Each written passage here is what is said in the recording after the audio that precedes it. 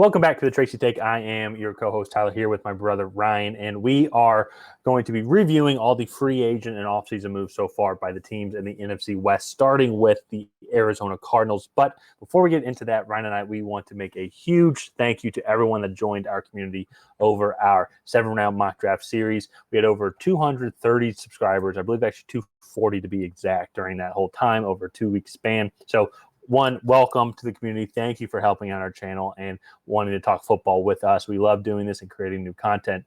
And with that being said, if you have not already, hit that subscribe button. Help us reach our goal of getting to 1,000 subscribers by the NFL draft date, which is April 27th, less than a month away. And Ryan, let's get into it. The Arizona Cardinals are just, I think they are just going to be bounding this entire year, getting prepped for 2024. Yeah. Kyler Murray is probably going to miss the first third of the season, still recovering from this knee injury, and they haven't really been able to make some of the moves that they would have liked to have done. Mm-hmm. And so, if not more, even a 6-month recovery from ACL would be. Well, I guess that'd be June. It was early December when it happened, but it's more or less likely going to be closer to 10 months from what I've heard. But even with the style of play, with how shifty he is, they might even be a little bit more cautious. And coming in with a new coaching system and everything, I would not be surprised if they kind of put this season on cruise control. There's a lot of things that they need to address. They need to rebuild this defense too. They need to rebuild the offense. And so there's a bunch of other potential players that might not be on the team. In the receiver position, we won't name names, but we'll get to them here in a second. Well, we won't name names right now, but we'll get to that here in a second. Yeah. But let's start out, though, with just some of the players that they've lost so far in free agency. And so biggest one, J.J. Watt, retired, had a great career with Arizona. And so that's going to be obviously a huge hole in the edge rusher position, which luckily for them, with everybody moving around, I think that they're easily going to be able to find his replacement at the third pick. Yeah. And Will Anderson Jr. We'll get more into that later. But in general, Robbie Anderson, or Chosen Anderson, I literally actually just found that out that was his name.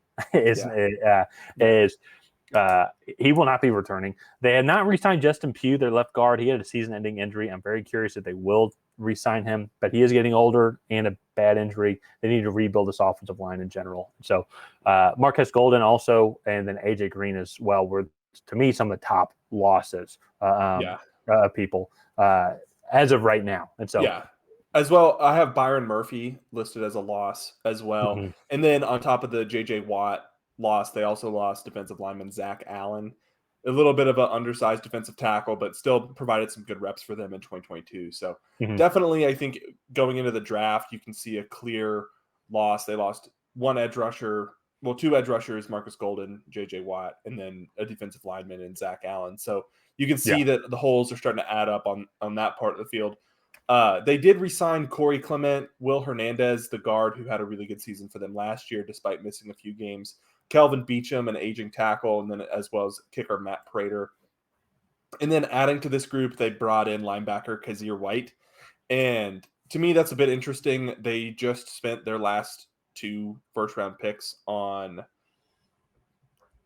Isaiah Simmons and Zaven Collins, both middle linebackers. I know Isaiah Simmons played a little bit more of this hybrid box safety role. I just still think that's interesting. Their one addition is a linebacker when they've invested heavily in that. So yeah, if it's good value, I mean, he's a good player. I think he'll be able to help contribute and get some good starting time. It is just a 2-year deal. So to me, it's interesting that that's the position they chose to add after losing a lot of the defensive line. And so it'll be interesting to see.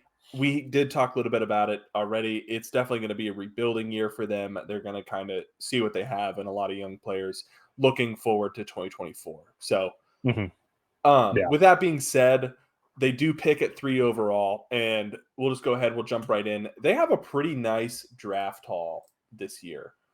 Yeah. With 3 overall, they also have a very early second-round pick, and then I want to say multiple late-round picks. Well, and so they'll be able to address a lot of needs and provide some good value. At number 3, I don't even think I don't think that they should even be overthinking it. It's Will Anderson. You already need edge rusher position. Maybe you could go Jalen Carter, but there's just enough question marks that have happened over these past couple of weeks just to be like, let's just go with the sure thing. Will Anderson is arguably the best prospect overall in this entire draft. You just lost J.J. Watt. You need to have that edge rusher presence, especially in this division where you're going up against Geno Smith, and then you're going to be having whatever type of QB is going to be at San Francisco. You're going to have to be able to get after the quarterback, stop the run. Will Anderson, and so he's. If there's a generational type talent, can't miss prospect in this class, he's one of those guys. Yeah. For sure. So I wouldn't even make it too complicated. What I'm curious about, though, and this all depends on how people view the running back position, but I think we did this in the mock. I actually like the idea of if they're able to trade up cheaply and go get Bijan Robinson. Yeah. Because if they go up and trade with someone late, maybe Buffalo or maybe Cincinnati or something like that. Just go back a couple spots. A team that has already done a lot in the offseason but doesn't have that many picks or will want to keep accumulating picks to address needs later on. You can go get Bijan Robinson, address that running back position. Imagine him a couple of years from or in the 2024 season when Kyler Murray's full and healthy and then a full year under this new offensive system and new head coaching regime. Bijan Robinson and then Kyler Murray in the backfield. That sounds scary. Like that sounds like extremely scary for defenses to try and figure out what they're going to do.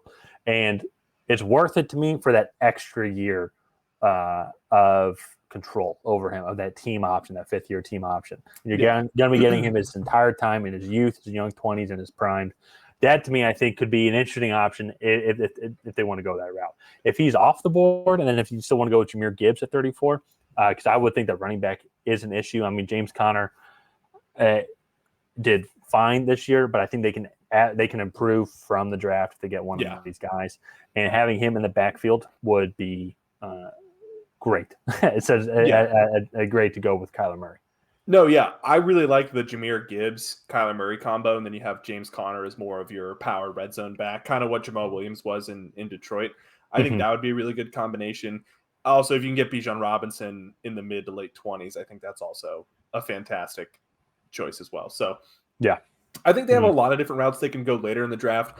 But like you said, at the third overall pick, you're looking at Will Anderson, Jalen Carter, possibly Tyree Wilson if you really like him as a prospect.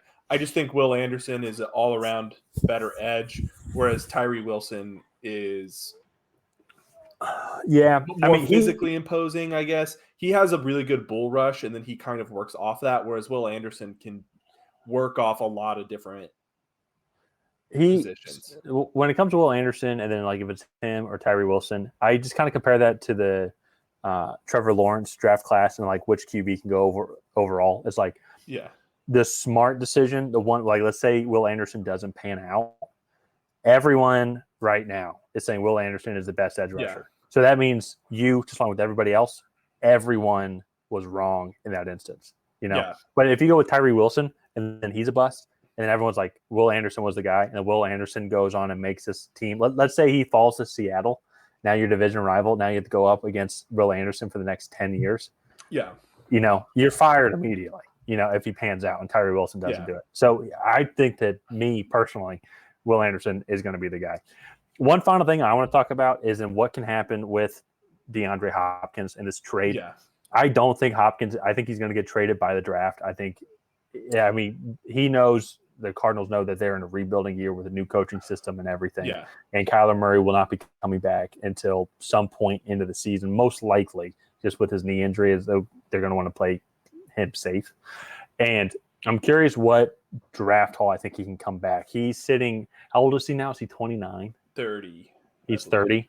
So he'll be 30 by the season, I think. Okay. So he's getting close to that age, but you can still get a couple more good years out of him. I mean, Odell, when he was with the Rams, was 29 or 30, and he was still providing good value. I'm pretty sure. I might be off a little bit on the age. But anyways, I think that they can go and get maybe a second-round pick or maybe 2 picks second round this year and next year or maybe a third or something like that. Like we see Jalen Ramsey, who's about that same age, but, of course, he's a corner, so it's a little bit different. But I think they can go and get a good day 2 pick or maybe multiple for this guy. Yeah. So.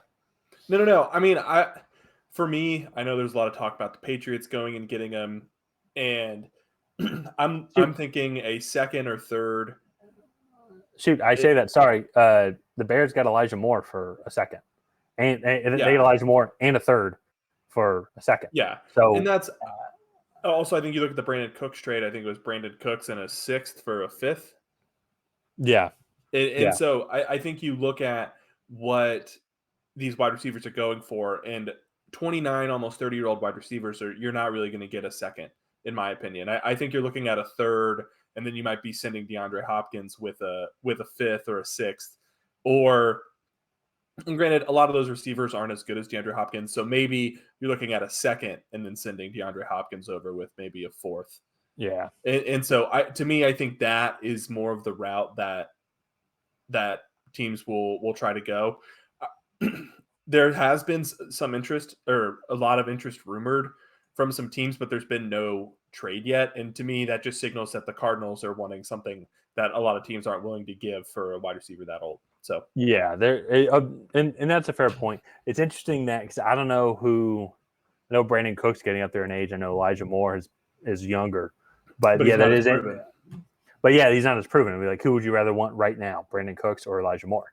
Like, I'm kind of leaning towards Brandon Cooks. Like, we know what he can have. Yes, he's a little bit older, but if we're on a win now team, just like teams who would be trading for DeAndre Hopkins, you know, like the Patriots, he can help out the Patriots immediately. Oh yeah. Know? So Elijah Moore, there are still some things that would be questionable. But if it's Brandon Cooks or DeAndre Hopkins, you know exactly what you're getting, and you know what he can bring to the table, and he's been proven success. So it's interesting, and that's a good point. I'm curious what teams are valuing him as when you look at this Brandon Cooks trade that just happened. Yeah. And so I think there's a lot of speculation there. I do expect him to be moved before the draft. So I think that'll be interesting to see. But let's go ahead and wrap up the Arizona Cardinals there. Again, if you guys have not already, please go ahead and like and subscribe and help Tyler and I reach that goal of 1,000 subscribers before the NFL draft.